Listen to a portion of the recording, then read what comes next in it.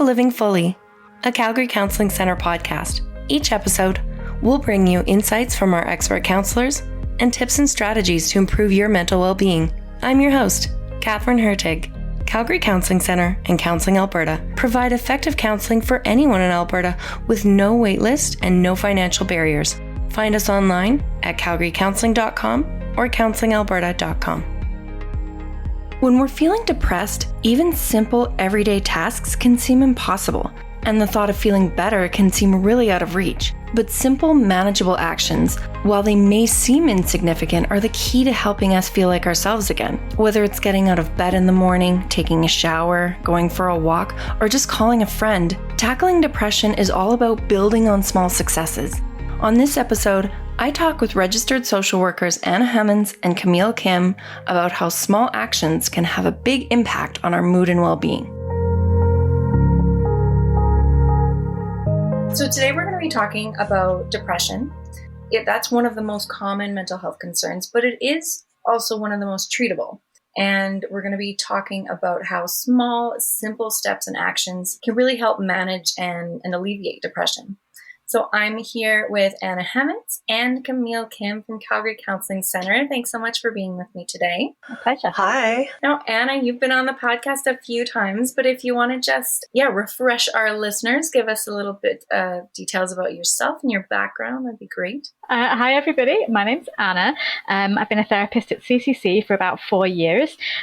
Before this, I lived in England, as you might be able to tell by my accent.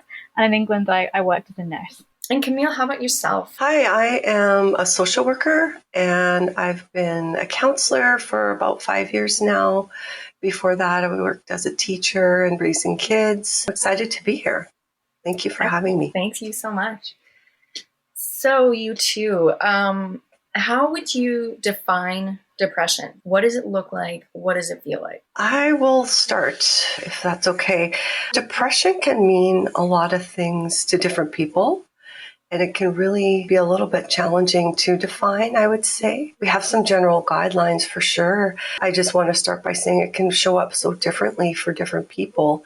It's such a unique experience. Right. In general, depression can be defined as a period of time in which you experience some symptoms that are quite similar. A lot of people with depression or have experienced depression will report having feelings of sadness or feelings of hopelessness, sometimes feeling stuck or powerless. There are also some physical attributes that can come with that, like feeling quite fatigued, having a hard time getting out of bed, sometimes missing work and activities. And then there's also a thoughts component or a psychological component for that.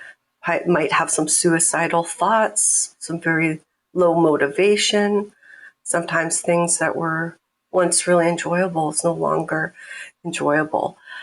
And feeling a lack of hope. So that's like a general idea of what depression can look like, sound like, feel like. But it really gets to a point where it really impedes daily functioning.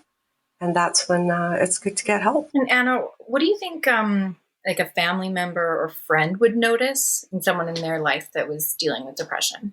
I think they would notice that kind of lack of energy, somebody that's staying in their room a lot, that's not really kind of talking very much. When they do, their voice might be flatter, kind of less tone in their voice. And they'll probably just pick up on that sadness that's there. And thinking about what Camille just said about depression, to me, depression is like a cloud that kind of covers people, right? This cloud of kind of sadness. And Vincent van Gogh said, the sadness will last forever. And that was his kind of diagnosis of depression. I imagine that's how it feels, right? Like this sadness will last forever. And so family members, I think you'll see that. You'll see the person has lost their spark. You can feel that sadness, that lack of energy. What would kind of be the indicators of someone just, experiencing sadness or a few bad days or grief as opposed to depression? Everybody experiences sadness. Grief is also a very normal experience for humans. I would say if the depression symptoms and the sadness was occurring for a longer extended period of time to the point of really feeling like I'm not myself, I can't seem to get back up to where I was. I'm really struggling just to get through a normal basic day.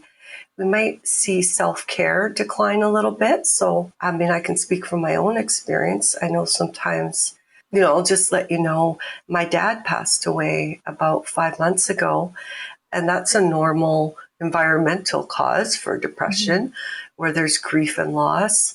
It doesn't have to be depression. It can just be some down feelings.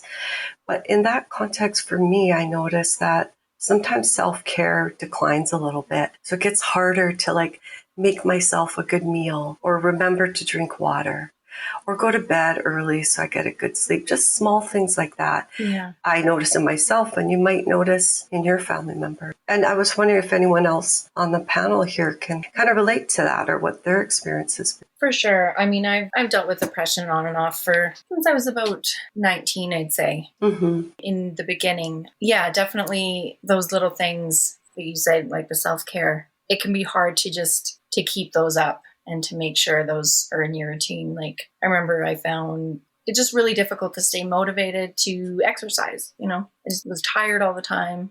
I just didn't want to move. Yeah, I'm sure a lot of our listeners can really relate to that fatigue and feeling hard to get motivated. Yeah. So we've talked about what depression can look and feel like and how it can show up physically. Are there small, manageable ways that people can help deal with those feelings, help deal with those thoughts? And I just want to be clear here about your question, Katherine. So you're thinking about the thoughts that people have and kind of work that they can do, steps they can take in that part? Or are we talking about the small actionable steps people can take in their daily life? Either one, really. I mean, I think that we should touch on both. Cool. Yeah, absolutely. So in terms of the thinking part of depression involves a lot of thinking. Depression involves a lot of getting caught up in your head, of going round and round and round certain thoughts, looking for kind of answers. And there's self-blame that's there too, self-blame and self-criticism that comes up here too. So I think that being aware of that and being aware of kind of the thought processes and thinking about, you may notice that you tend to pay more attention to those kind of the bad things, the negative things, and being more aware of what your kind of thinking landscape looks like. And then obviously accessing counselling is a great way to help to challenge and learn about your different thinking style and ways to challenge that. But for you right now, I would say that when you catch yourself being caught up in kind of that self-blame, it's really practicing being compassionate and caring to yourself. We hold ourselves to such high standards and we beat ourselves up over small little things. And I think it's being able to be caring to yourself like you would be to a friend, and just being it's okay that I'm tired right now. I can just do this one small thing. And that's so I think that's one of the key things about kind of thinking in depression. Right. That self-compassion that can show up in lots of different ways. I know that not everyone with depression would have the exact same kinds of thoughts. So can you think of any other examples where self-compassion could come up and be helpful? Yeah, the big one for me is self-blame, self-criticism. I think they're the big ones that come up, taking on things thinking something's happened, it's my fault. It's all down to me. I can't do this. And being able to put that kind of, it's okay. You're blaming yourself here for something that was not totally your responsibility. Kind of having that caring voice to counteract the kind of self-blame. That's the big one that pops up for me. Does that fit for you too, Camille? I'm so glad that you mentioned that, Anna, because I think that's something I do see with both myself and a lot of other people who are struggling with depression symptoms, is that they can really blame themselves, like you mentioned. And it kind of makes the whole situation worse. So we haven't really talked about yet what are the causes for depression. And there's many of them. They can be biological, psychological, social, and environmental.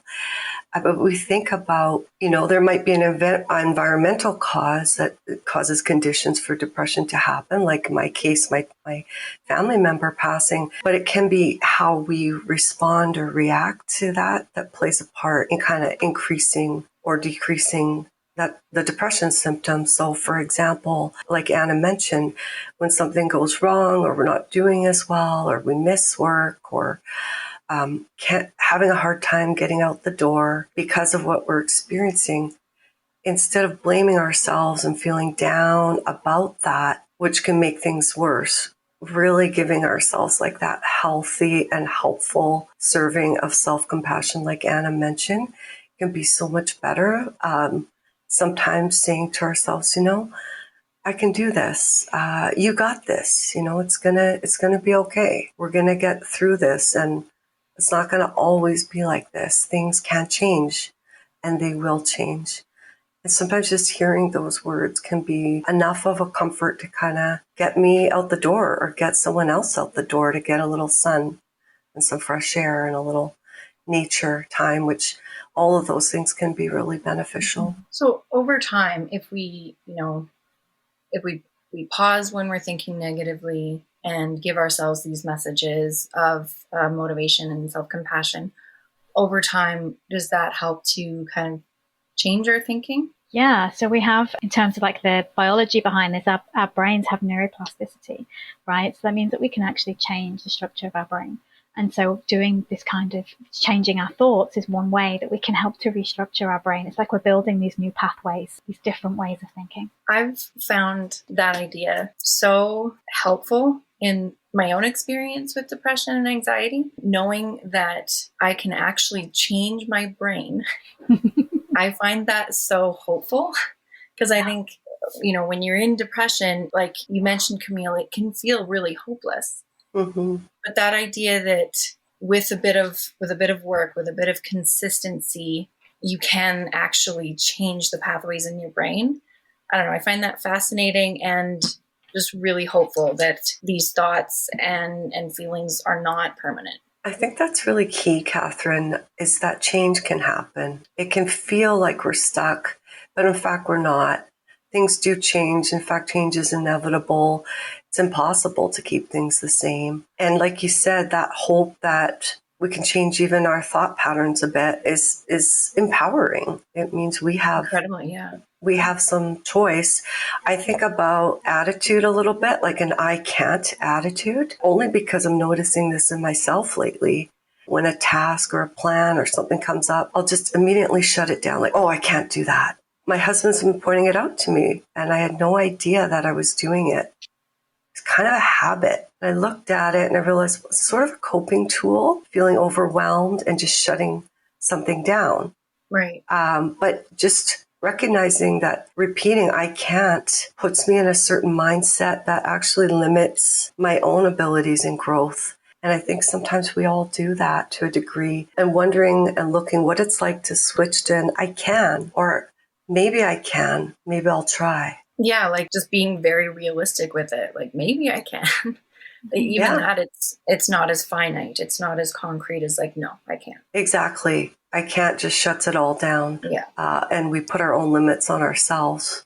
So I think that's a good point, Katherine, that just having that maybe I can, it opens up possibilities for something new, something different. You had mentioned, Camille, like about getting the motivation or the energy to just get outdoors, get in nature, get some sunshine. So can we talk a bit about those physical actions, those small steps, and how they may kind of build up to improving someone's depression? Sounds good. Anna, do you want to start? I have some stuff I can add after.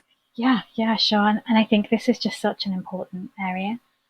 Katherine, and as you were talking previously about like knowing that we can change our brains, that idea of change, hope, right? From feeling really hopeless and stuck to being able to see that things can change. And I think when you can find some small little actions that you can do, that's kind of the same thing. It's like hope that you're not feeling so stuck. There are small little things that you can achieve that make you have this sense of kind of accomplishment, and you feel good. Like there's actually, you receive and experience positive emotions. And shifting our focus away as well from feeling stuck to feeling, again, like I can, like shifting our focus. And I think what's really important is that we don't try and set ourselves like really big targets or big goals. Like you said, small steps. Right. And that's the key. Because if we set ourselves something really big, then we feel kind of overwhelmed or intimidated. And it's like, oh, no, I can't. But if we can set something really small, so instead of reading a book, read one page, right? Set yourself that target, or, call one friend.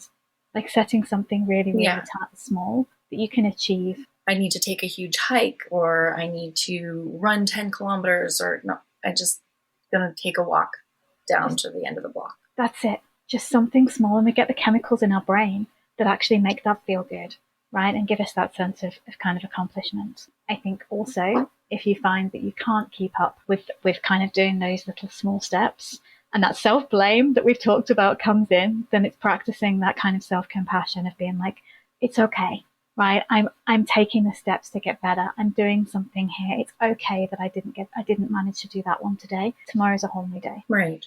So these small steps, like, getting out of bed in the morning, taking a shower, taking care of ourselves, going for a walk, would those build like a sense of accomplishment, or like how do those small steps work towards feeling better and feeling less depressed? Such a great question. Well, I would say that when we feel depressed, especially for longer periods, and it's impeding daily functioning, we tend to get behind in our lives.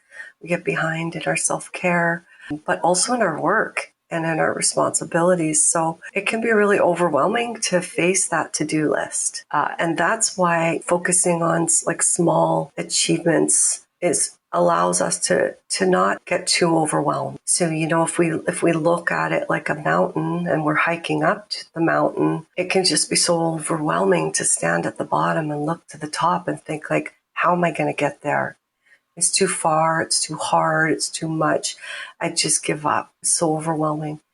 But if I can just think of taking 30 seconds of steps into that hiking trail and get started, and I'm on the path, maybe I just am imagining going, a little bit up the mountain, and that's all I can do today. It is just more achievable when we can look at it that way. And so that's why, as you said, Catherine, maybe we might think about getting back to our exercise goals as if we just break it into small steps, and that the goal is really just to start. Like you said, getting out the door, I'm going to walk to the end of the driveway and back.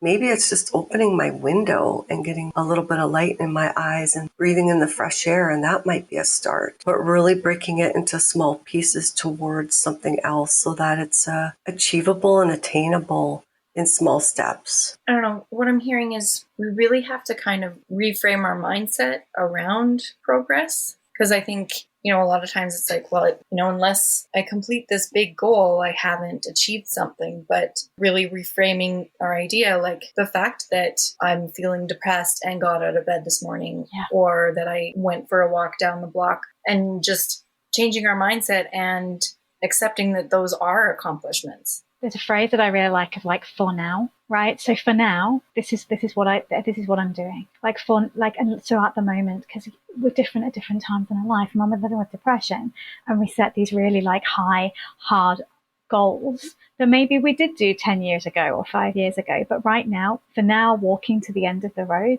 I'll be happy with that. Yeah. Catherine, you asked, like, how do these small things help? And that's such a good question. It would depend on what the small thing is, but we know that movement, exercise, getting outside, however you want to phrase it, is really one of the number one tools for dealing with depression symptoms. Is it? And it's one of the things that helps the most. Why is that? I think because it accomplishes so many things in one experience. We get fresh air, we get sun, all things that humans need. We get our body moving. And so it accomplishes so much, and just in moving our body, it brings circulation to different parts of our body. We know that moving and breathing improves our functioning in our digestion, with stress, our hormone system. All of the functionings of our body are regulated by our breath. And just by moving, we're sort of waking all of our systems up to move towards a healthier way of being. And so maybe that's why movement and being outside just seems to accomplish so many things at one time. And it doesn't have to be strenuous exercise, right? You don't have to really get that heart rate up to see benefits. Is that right? You're absolutely right, Catherine, as it doesn't. And there was actually like a 10-year research study that said that you just need like 1 hour over the whole week to prevent depression. So that's like 10 minutes a day. Yeah. Right? Or less than 10 minutes a day helps to prevent depression. Of just moving our body. That sounds manageable, yeah. Yeah. For us, we all have these busy lives, and again, we're setting ourselves these really big targets, but instead just moving our body for 10 minutes, going and stepping outside, and getting that sunlight, and getting all of those kind of wonderful changes that happen in our body and in our brain.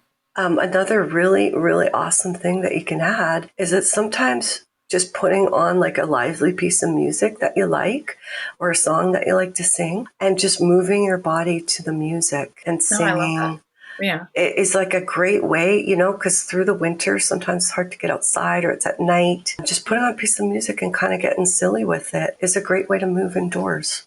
I think you make a really good point because, we talk a lot. Obviously, exercise is good for us in so many ways, including our mental health. But I think people have, get this idea that it has to be a certain way. Like, if I'm exercising, it's, got to be intense cardio, or I've got to work out at a gym. But that you really have to find movement that you enjoy, that resonates with you, that you can do sustainably, or else it's not. The consistency won't be there, and you're not going to have fun with it. Mm-hmm. Find something that you enjoy. Doesn't feel too much like a chore. And I think that's why it helps, is that it brings joy when you experience it. Right. Over the past couple of years, I've really gotten into running, and that has been absolutely huge for my mental health. It's honestly just kind of the metaphors around it have really taught me so much about myself and about being able to do hard things and not comparing myself to other people. So yeah, I think people, just need to find the movement that makes them happy. It could be anything. It could be like you said, Camille, dancing in your house. It could be swimming. It could be, rock climbing, whatever. The concept of self-care has come up quite a bit. Can we kind of break that down a little? Because I think it's talked about a lot, but I think that can be not confusing, but just what does that mean? Can we define that a little bit more? Yeah, I'm glad you brought that up because it does sound a bit vague at times. I was thinking about this. I think the small steps goal, is really to build a self-care routine that supports us feeling better, but also doing better. If we think about the fact that there are biological factors as part of depression, means that we're talking about our body and how our body functions. And if we think about basic human needs, us needing nutrition, us needing water, us needing sleep, and us needing a social supports or some kind of social environment. And these are basic human needs that we all need. And so when I talk about self-care, I'm talking about looking at those areas and deciding, where could I improve a bit, or where could you improve a bit in these areas? And often when we talk, we realize, oh, I'm not getting enough sleep, or I'm not eating well, or I'm eating way too much sugar, or I'm having alcohol, or whatever these factors are that can disrupt just our biology and the way that we're trying to get those basic needs. So I think that's a factor, is sometimes it's nutrition, it's lifestyle, it's movement. Would you add anything there, Anna, like the social part? I think self-care, it does sound complex. You're right. And I think maybe we each have a slightly different definition of self-care. And I think it's about doing things. Which makes sense because everyone's different, and basic needs are definitely the same for everyone. But, it's going to differ a bit person. And I think my thought about self-care is it's about taking care of yourself, whatever that looks like and whatever that means. It's doing something for you and for your benefit. Right. And I think about, you're right, Camille, there are those really key points about what we're eating, are we moving our body, sleep. Sleep is such a big one. We know that sleep disturbances and depression go together. And how, if I haven't slept well, how much harder things in the day seem. Right? Even little things just seem it really does. And so if we're living with depression and sleep is affected too, how that's really adding to how we're feeling. And so I think that's a part of my self-care. It's definitely about my sleep, making sure I have a routine, and I don't drink coffee after lunchtime, and I don't eat a large meal after 6 p.m. And I wear earplugs at night too, really making sure that we optimize these parts, of our self-care. So you brought up social connection. How is that important for someone who's dealing with depression? I'm going to jump on this one, Catherine, because this is just something that I feel so passionate about. And so depression makes us go inward, as we talked about, and we isolate from people too. And that's quite a natural part of depression. But even if we're introverts, human beings are biologically social creatures. So when you think back to the beginning days of humans, we were in groups, because if you were on your own, it wasn't safe for you, right? So you would take care of each other as a community and as a group. So biologically, we're kind of built to have that kind of connection and being in kind of a group. And so I think social connection is one of the most important parts for me of self-care for all of us, and particularly with depression too. And how that looks, I think, is many, many different ways of accessing social support, be it like friends, family members, support groups, interest groups, religious community, messaging platforms, like finding these ways that we can connect with other people, because then we don't feel alone, right? There's somebody else that we have with us. And so that as well, like the social connection, we can kind of take that into the, small step arena. And because like you said, when you're feeling depressed, you do want to isolate yourself. So it might be really difficult to motivate yourself to give that friend a call. So maybe just making those small goals for yourself, like tomorrow I'm going to text one friend, or I'm going to reach out to my mom, or something like that. I just wanted to add that most people can relate to depression symptoms, and that sometimes when you're experiencing it, it feels much bigger and bigger and bigger, and it somehow feels shameful, or there's something wrong with me, that type of thing. And it's harder to reach out and just tell a family member, I'm not doing well. It's okay to do that. It's okay to call a friend and say, I'm just struggling. I'm just feeling stressed, or I'm feeling lonely, or feeling sad. And that you'd be surprised sometimes how powerful it is just to say that, and that hopefully people have a good family member or a good friend that they can say that to. And it's like releasing that burden from you, from carrying it all ourselves. Right. And asking for just someone to listen. And that can be really powerful, just sharing that with people. Also because it gives them permission to do the same when they experience it. They can come to you and say the same thing, taking away the stigma and the shame, and just realizing that we're human. This is part of what people go through. It's okay to share. Yeah, just kind of removing a bit of that isolation, like knowing that you're not alone in what you're feeling. Yeah, exactly. So, Anna and Camille, what advice would you give to someone who wants to support a friend or a loved one dealing with depression, and encourage them to take small steps towards feeling better? First of all, I think it must be really hard to see. Like, we're naturally like social kind of caring beings. And so having somebody in our life who's living with depression, that's really tough. And so I would say my advice, and then I'll ask Camille to add in hers too, is like learning about what depression is. Well, here we are on this podcast. So maybe you've got a little bit more information coming your way now. Really listening to the person. And I say that because I think when we care, we try to jump in and fix, right? We try to jump in and and give solutions for that person. Yeah, solve the problem. We do.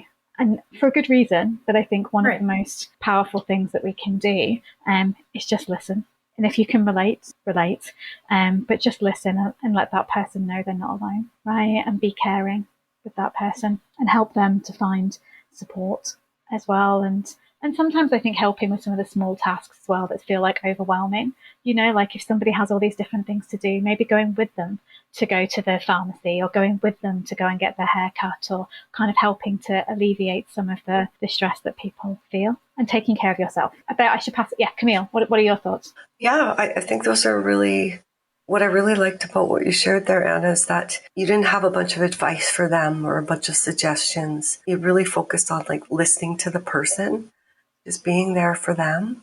I think it also helps sometimes to ask, how can I help? Yeah. And have the other person let you know what they need from you. I know sometimes just saying, hey, I'm available for like a short walk at night, and I could drive over to your place anytime, just let me know. That type of thing, making yourself available to them as they need is sometimes a really lovely gift of time, gift of presence, gift of friendship. Sometimes too, asking people if they've seen their doctor, if maybe counseling would help. Those are two things that are really helpful, especially getting checked out about all the different factors. And that can help the person get on track as well, if they're ready for that. You guys brought up two really interesting points that I think we don't think about enough when it comes to supporting someone. And I really like that idea of helping people out if they're feeling overwhelmed, and just going with them, whether it was, like you said, to the pharmacy or the grocery store or whatever. And just, that might not be the first thing we think of as something helpful, but you're right, even those little chores, like just having someone along, can feel really supportive. And Camille, I love your idea of suggesting a doctor or counseling. I mean, those things can be hard, it can be hard to say to someone and it can be difficult to hear, but I think that really shows that you care about someone, you care about their well-being, and that you think that like you can't provide an answer for them, but this external resource might be something that'd be helpful. And I just wanted to add that it's really important not to minimize what they're going through. Of course. So sometimes people, I find myself even want to say things like, well, it's not that bad. It could be worse. You've got such a great life. And I think it just really negates what the person's experiencing, because of course all those things could be true, but it doesn't help the person that's experiencing real emotions. Right.